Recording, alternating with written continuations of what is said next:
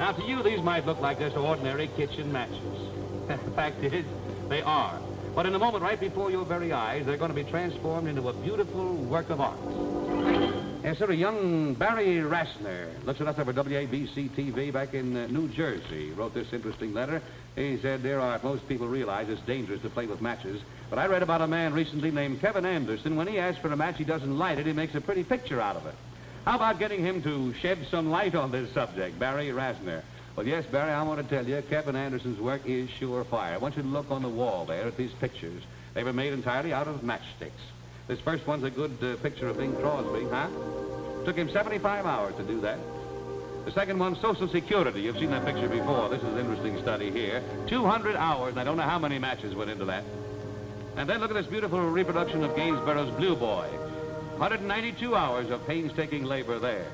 Beautiful bird next, that pheasant. 45 hours of work in that. And there's a magnificent tiger next. 45 hours to make that. And now I know that you want to meet the man who imitates these things in matchsticks, unmatched in his beauty of work, Mr. Kevin Anderson from County Cork, Ireland. Kevin? Oh, yeah. Pleased to meet you. We're going to be interested in just what you do here behind the scenes. Tell me, is this an avocation, a vocation, or a hobby? Just a hobby, Art. By day, I work at the Hotel Statler downtown as an electrician. Ah, would you give us a little lesson in this? Why, sure. Now, the first thing in making any matchstick picture is the pencil outline of the subject, like this one here. Then you cover that outline in matchsticks.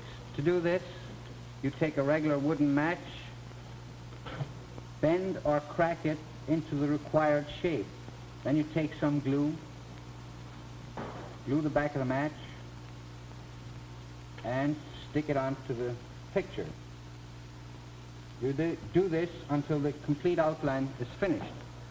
Then you start to fill in the body of the picture, and you wind up with something like this. When that's done, you sandpaper the surface.